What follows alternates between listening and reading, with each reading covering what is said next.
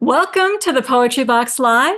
I'm Shawn Aveningo Sanders, and we are thrilled that you could join us today to enjoy a little poetry on this beautiful spring day. For those of you who may be joining us for the first time, my husband Robert and I run an independent press here in Portland, Oregon, known as the Poetry Box, where we enjoy working with writers from all over the country to usher their beautiful poems into the world. The Poetry Box Live is just one way we support our talented authors to help them connect with a broader audience. Robert and I are both excited to present three delightful poets for you today. Their new chapbooks were just released yesterday, so you'll be the first to hear many of these poems. Our three featured poets for today's show are Anara Guard, joining us from Sacramento, California, Susan Landgraf, reading to us from Auburn, Washington, and Laura Sciortino, joining us from here in Portland, Oregon. So let's get started with our first featured poet. Anara Guard is the author of Kansas Reimagined, a clever collection of persona poems based on the characters from The Wizard of Oz, which may give you a new perspective on Kansas and the Midwest. At the age of 9, Anara was hired to mind a corner newsstand where she read all the tabloid papers. Later, she worked as a small-town librarian, textbook fact-checker, and editor, among other jobs. A Midwesterner at heart, she writes from her home in Northern California. Anara's poems have been nominated for a Pushcart Prize, and she has won both a John Crowe Ransom Prize and a Jack Kerouac Prize. She and her sister perform poetry and offer writing workshops together as Sibling Revelry. Please welcome Anara Guard. Thank you, Shawn, and thanks to the Poetry Box for selecting my manuscript and for the beautiful design that they've created, both the cover and the interior. I know that Shawn will be putting a link in. I've long been fascinated with The Wizard of Oz, as I think many of us are, both the books and the film. And when I read that L. Frank Baum had only visited Kansas once in the winter and hated it, said it was the worst place he'd ever been, and he vowed never to return, and he never did. And I thought, wait a minute. This is totally unfair to Kansas, which he described as gray, everything, gray, gray, gray. The house, the prairie, the clothing, Uncle Henry, Auntie Em. So I'm trying to bring these characters and characters from the prairie to life in a new way. Doesn't need the magic of Oz. So I hope you enjoy. We'll start with Henry himself.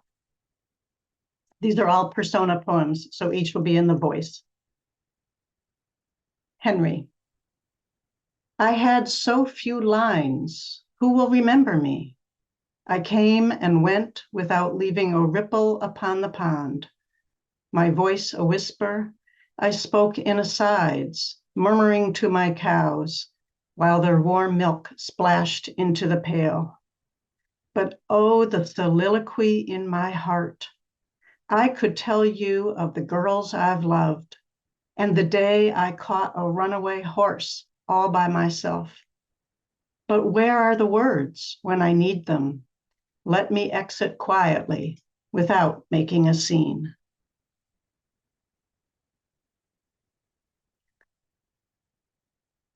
I wanted to think about who would the Tin Man be if he were a real man living in Kansas. Tin. People say I'm heartless and stiff. It's true. I'm ill at ease in groups, rusty at conversation.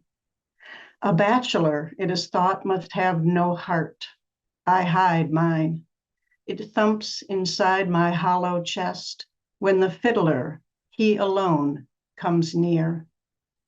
I have carved his name into the handle of my axe, where my warm palm conceals the word.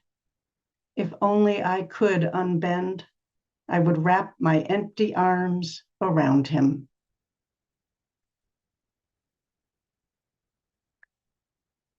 And here's a character everyone will recognize. Dog. Who would ever have chosen me for a Kansas farm dog?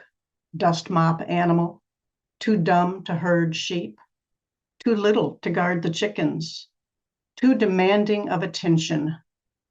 My city owners tired of me, drove to the country and opened the door, ordered me to jump, left in a cloud of exhaust. I hobbled down a dirt road until I found her, girl of my dreams, feeder of scraps, protector, friend. She totes me with her everywhere. We belong only to each other.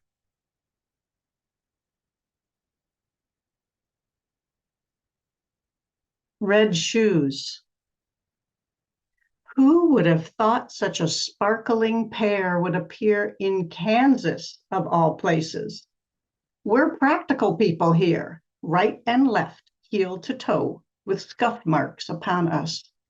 We've no use for things of no use.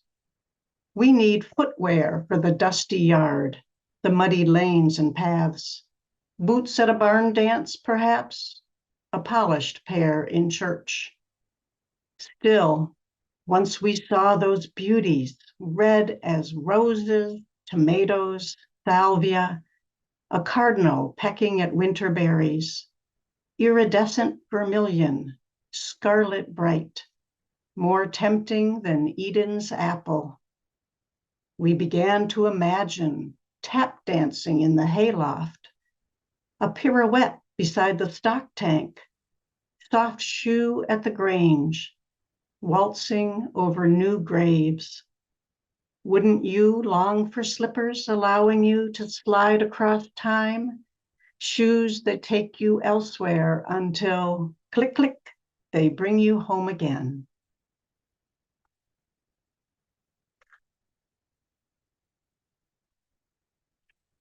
House. In the story, I was uprooted and flung, whirling and gyrating through inky skies, joists groaning as I unshackled this ramshackle building from its foundation. Windows flung open, careless of the occupants who neglected me for years. Not even a new coat of paint.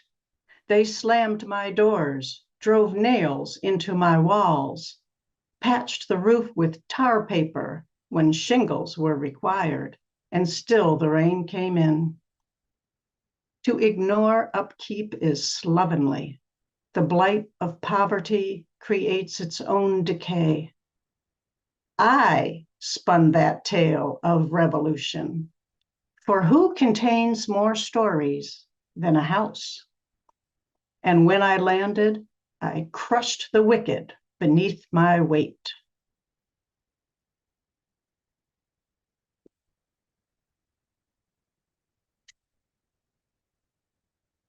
M. Even in the years of deprivation, we ate all right, kept on our hired hands, swept dirt away from the threshold. How dare they render me now in black and white, make me stout, querulous, old, as if I never had a sparkle in my eye. This celluloid prairie holds no beauty. They have taken my sunflowers and dredged me in dust. Worst of all, they show me as afraid. But I have never feared a storm or the need to retreat. Our bulkhead leads to a root cellar lined with pickles, dilly beans, succotash, jar upon jar of bright tomatoes, the bounty I have preserved. They quaver my voice as I call for her, as if I could have no children of my own. Oh, release me from this crystal ball where my questions endlessly replay, always asking where she's gone.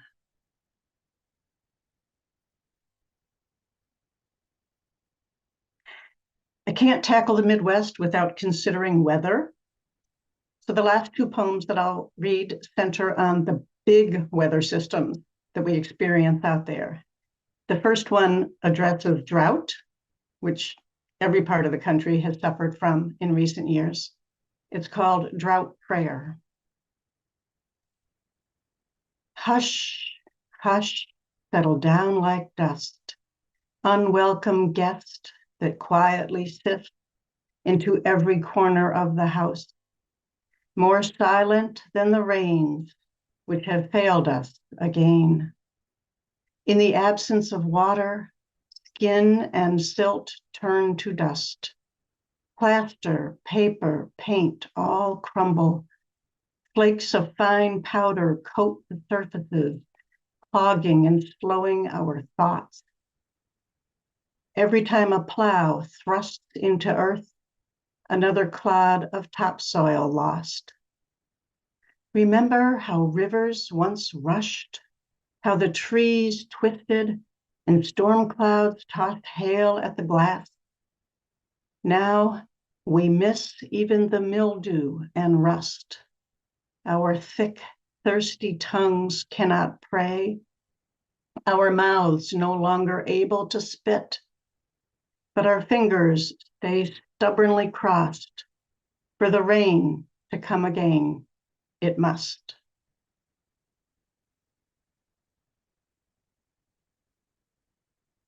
Thank you.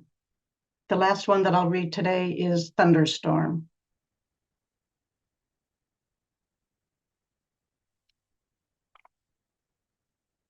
On sultry summer afternoons, I'm felt long before heard, a shift in the air as I gather strength.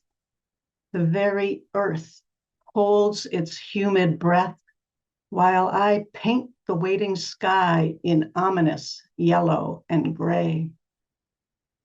All weather wants to be biblical, and I am the mightiest storm among storms. Only my brother Cyclone comes close to my force, but he, dizzy dilettante, skips like a stone, picking and choosing which homestead to touch. My grumbles roll like boulders tossed down the steps of heaven itself. Always I come from the western horizon, clouds boiling as I barrel over the plains, my temper tantrum brewing, furiously brooding, carrying resentment back to the east, raging against all that is civilized and tame. Take shelter. I salt the ground with hailstones, pepper fields with pelting rain, let loose great tidal waves that fill gauges, stock tanks, and every stream until they burst their banks in homage to Noah's flood.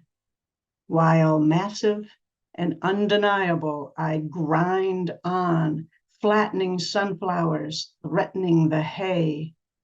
Every tree bends down before my winds, and lightning cracks the air in two like curses hurled in spite. I roar on. People tremble in their homes. They kneel on hard floors and clasp their hands together until my outburst ends, energy spent, the sky newly mended.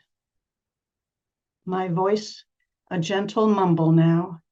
They offer hosannas for their replenished ponds, for a cooler day, and the help I gave in felling that dead hickory.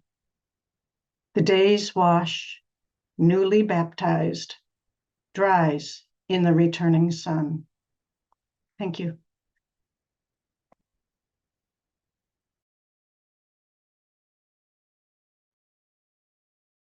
Oh, Anara, I love this book. You know, I grew up in Missouri, so as a fellow Midwesterner, I've always loved everything about The Wizard of Oz.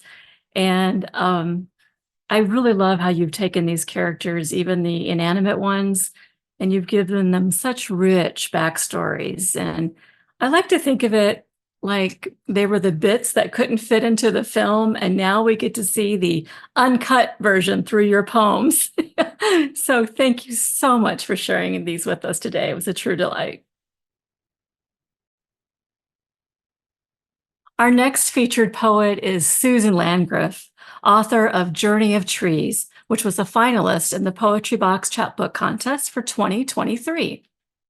Susan served as Auburn's Poet Laureate from 2018 to 2020 and received the Academy of American Poet Laureates grant and curated a Muckleshoot poetry anthology at the confluence of the Green and White Rivers, which was published earlier this year.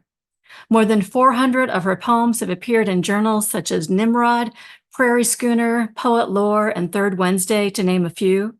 She has led more than 150 workshops in the U.S. and abroad, and is the recipient of a Theodore Morrison Scholar Poetry Award from the Breadloaf and Artists Trust.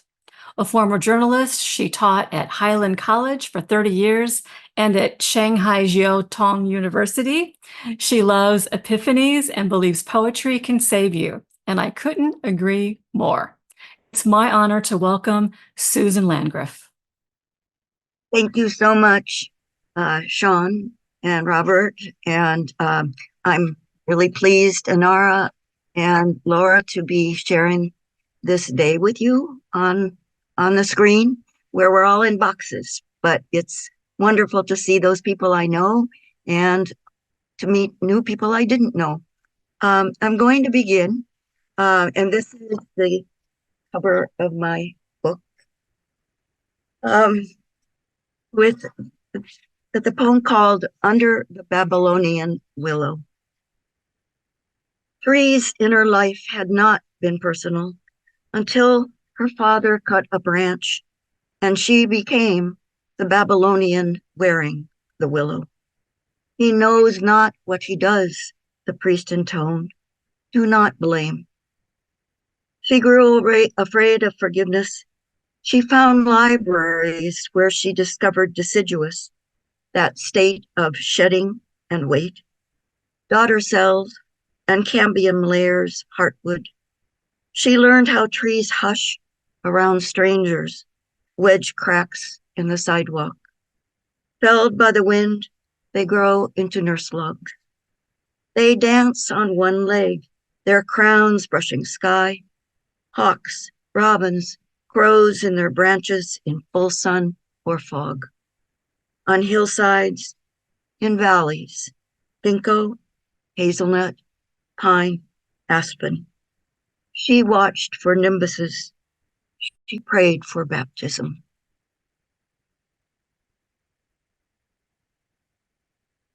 And this follows childhood tree.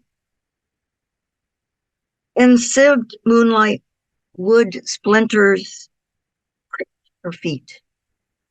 Its smooth, hollow held her. First star, she wished a nest of flannel arms. She waited for the call home to supper. The star hung speared on a leafless branch.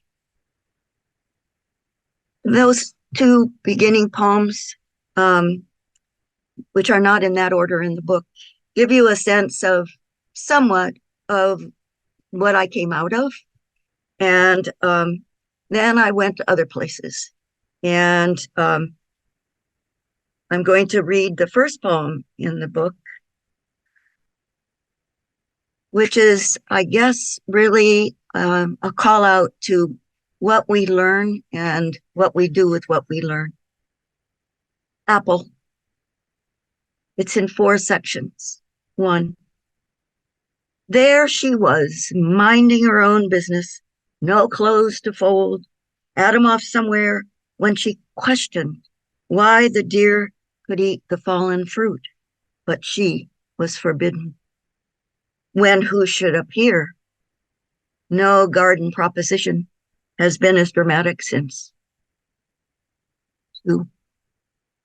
1 bite, and she was left with vaginal infections and fallen arches. He could forgive Adam his fear, not his blame. 3. They carried names out of Eurasia: Orange Pippin, Sheep Nose, Grimes Golden, Gala. Their white blossoms falling like snow over the thorny rose. She learned to cut their stems without pricking her finger, learned not to fear blood, and to graft apple trees for the best harvest. Or she told her daughters, and they told their daughters, how tart, how sweet.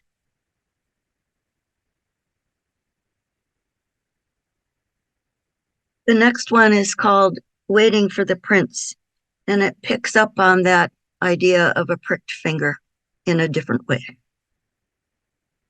Waiting for the prince. Pricked her finger on a hickory spindle, flowered every 28 days, knowing like the dogwood that what passes for petals aren't. Knowing the real blossoms cluster inconspicuous. Tired of sorrowful men crying in their hollow bottom cups, she went to the sea where it all began. The prince crying, come back, come back. Lost in the sound of the ocean's waves, she knew she would come to herself, full again. I'm going to move to some of the trees themselves. This one is called Second Birthing Hut, and it has to do with the prince in a different sort of manner. Second Birthing Hut. Tree fallen like a giant bleached umbilical cord and a dozen logs. Inside that house of mismatched bones, the sound of the sea came in. Inside that house of mismatched bones facing sea and sky, nothing still, clouds, eagles, gulls, her steepled fingers learning the lay of his body. His body edging closer to death, he listened to the sea and her fingers, let guilt go, inside that house of bones, facing west and sky. I grew up in Ohio and moved to New York, and then came via California to the Pacific Northwest, where this is my home. I've lived here most of my adult life, in fact, all my adult life, and it is home. And the obvious area, the place, the sea, it all has an impact. Some of it is amazing and miraculous. In fact, all of it is. Some of it isn't so pretty. And this one isn't so pretty, but it's the way things go. Crows in conversation among the hemlocks. A dead gull is anchored among the wrack in the sand, neck crooked west. 6 gulls keep their distance. They do not speak. A crow lands on the gull, cocks his head left, caws right. Another crow answers. The dead gull's eyes stay fixed. The crow pecks and tugs at the entrails, the color of shore foam. Beak in, then his head, he pulls and swallows. Some distance away, gulls keep their vigil. More crows join in and carry on their conversation until the sea resurrects the dead, whose kind have now turned their backs to the wind.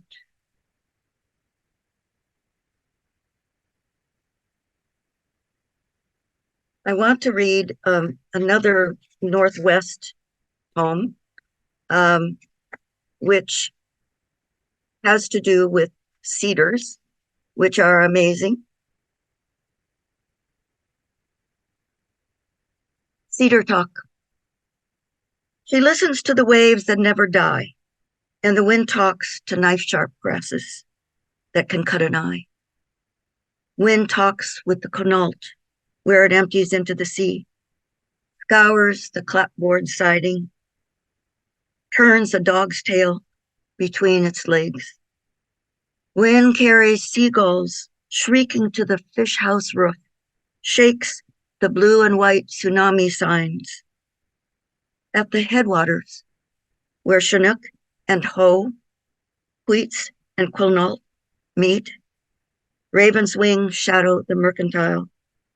Raven who brought light to the canoe and cedar people. This is where salmon ran so thick people walked on water. Here the cedars have joined their roots underground.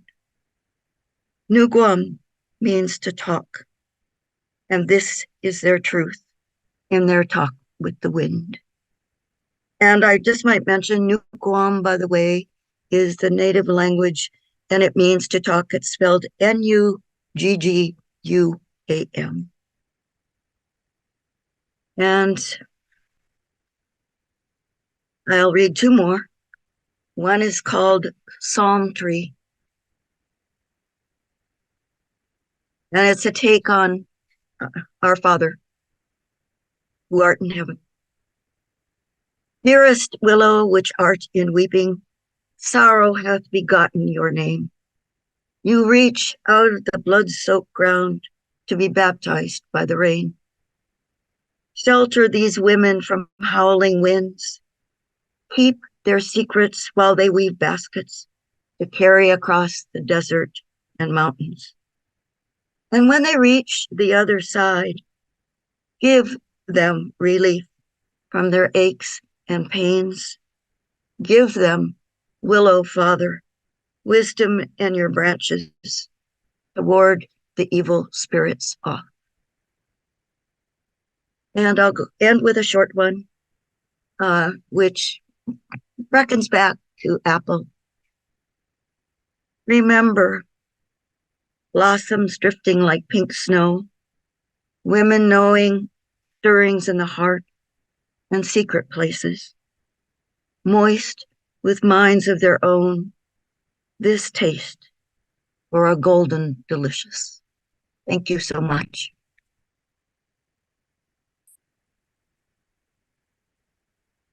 Oh, thank you, Susan. That was such a delight. And, of course, poets have been writing poems about trees forever because they do offer us so much metaphor, wealth.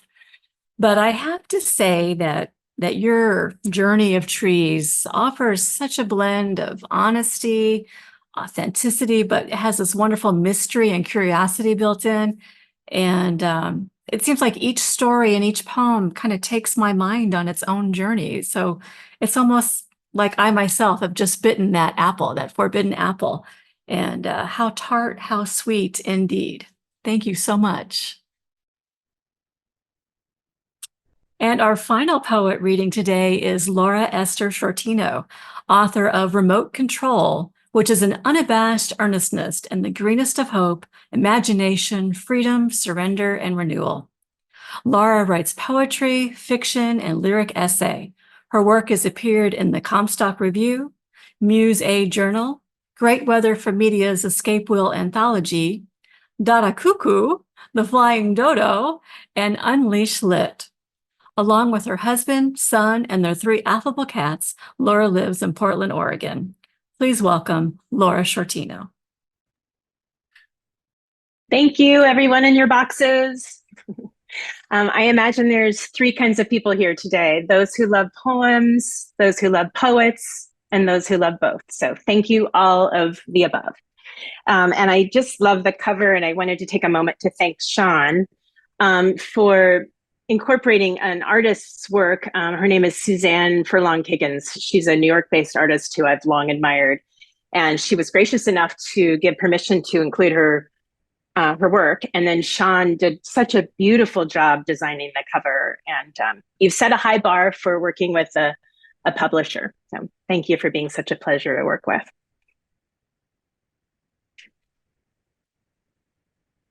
Advice for a young woman looking for love. 1, chase everything that delights you. 2, do not proceed until you know what delights you. 3, do proceed to know what delights you. 4, you'll think you know what delights you, but it's complicated. 5, prod and poke at the stories, the fictions, the playbooks as written. 6, crumple them like drab, sad essays on 3-hole yellow-lined paper. 7, take note, there's no hole-filling love. Sorry for my overreaching. People do what they want. My hubris to save you, so tempting. When I was 13 at the mall, I inserted $1 and my cursive for handwriting analysis. It computed I was loyal, patriotic, and romantic. At 16, I took on good authority. Never cut loose from your longings, crumpled inside a stale fortune cookie.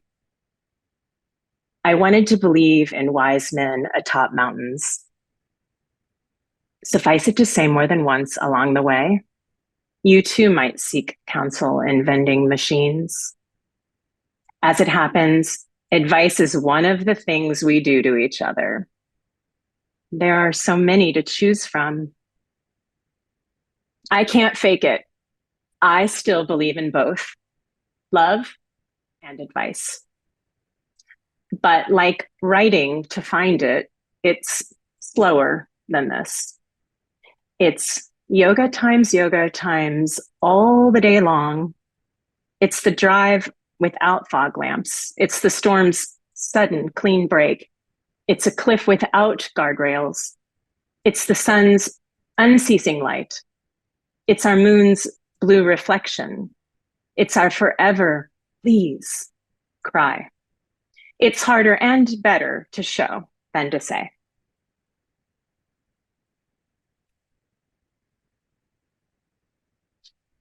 Thank you. Marriage.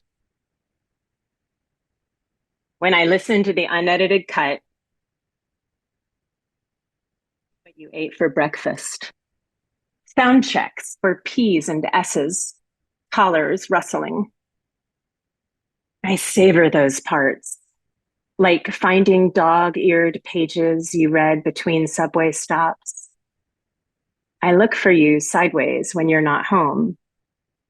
Rifle your nightstand for pocket change, beer bottle caps I cannot recycle. Like a kiss behind my ear, or time flanked by arrival and red wine lips, or clear blue sky through bovine skull. What do you find on my deserted ranch? I want to know if you are looking for small invitations, like that space between cotton and my skin, or the sunlight angling after the fog, or small life striving under the lichen on a dead cedar branch. I want to believe that whoever's up first brews coffee is enough. Best intentions beneath thickness, like wild white trilliums under dense canopy. And that sometimes paying attention is not love, is rather too much. That letting pass is the kindest gift, like the give of an old footbridge, bearing each traveler's weight, with a groan or a crackle, swaying, but devoted to making way.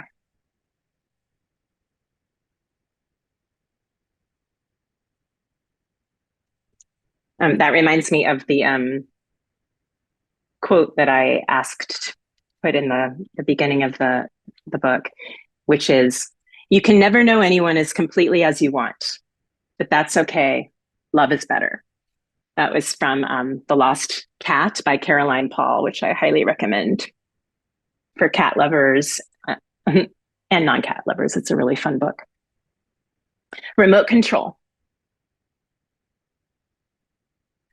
For the bad, dumb fights, vain lies, short hugs, the yeses and nos, paper cuts and stoves left on, hands off the wheel, eyes off the road. Isn't there a damned remote control?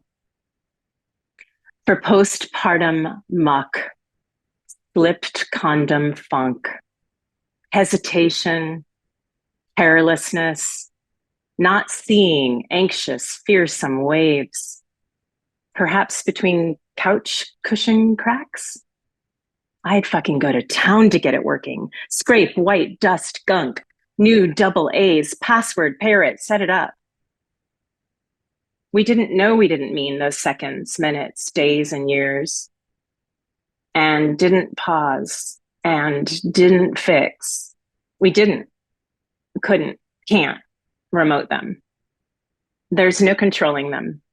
We are a part of them. That was inspired by Dan Rosenberg's poem, The Stapler, who I'm sure I was introduced to by Christopher Luna, who is one of my poetry mentors, who introduces me to so many great poets. Do we have time for two more, Shawn? Okay. This one is entitled Witness.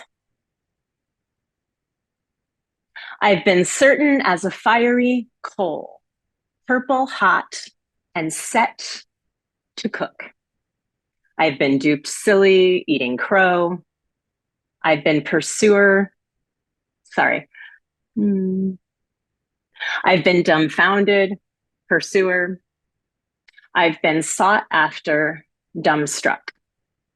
I've been forgiver, large and soft. I've been patient, patient as fuck.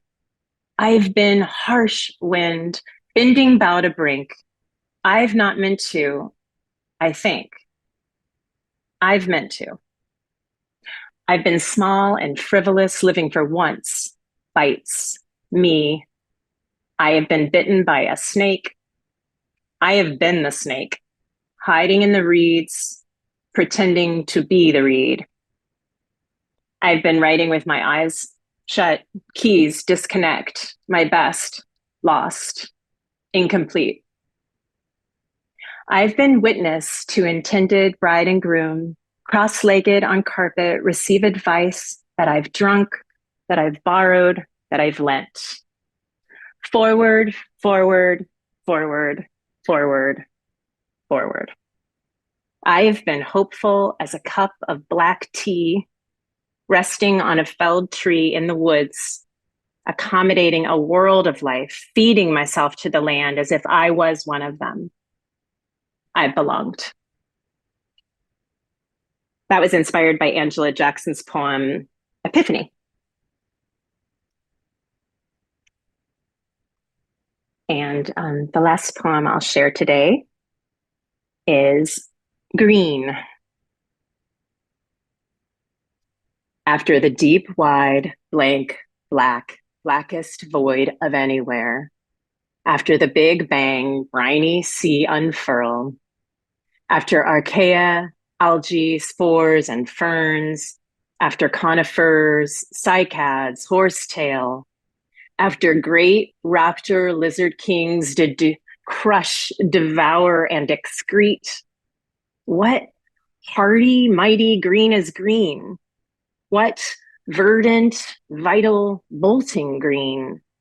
Bamboo shooting crocus green, sharp as rose thorn, fielding green, pale as celery, nourish green, deep as kale, massaging green, smooth as avocado butter green, microgreens and greenhouse green, hydroponic water me green, workhorse parsley, use me green, cilantro, love me, hate me green, sugar summer snap me green, laugh at how green green can be, burst and dare most reckless green, even as we bury green, greedy green and pseudo green, wannabe and quasi green. What do we know of green's despair? We watch her take green gasps of air. We have enough to eat, to sleep, to be still now. While here is still lush green somehow. We fear to look, to bear ungreen pain, Can we stomach what we are green? Forward, forward toward our grief green? Will we take her meals of soup green? Seeing and imagining with her of and in her suffering to make green hope in at least one good thing we are a part of. We are not remote from green, are we?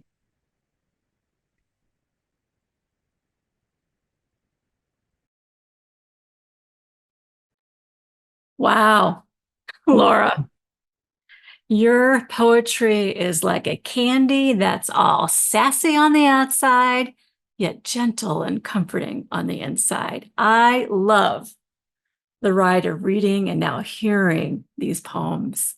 And I love the advice. And I think everyone has found something new to delight them today. So thank you so much for sharing. Let's have a giant round of applause for all of our readers today. I'd like to thank our 3 talented poets, Anara, Susan, and Laura. And thank you, our audience, for supporting our authors and joining us for another edition of the Poetry Box Live.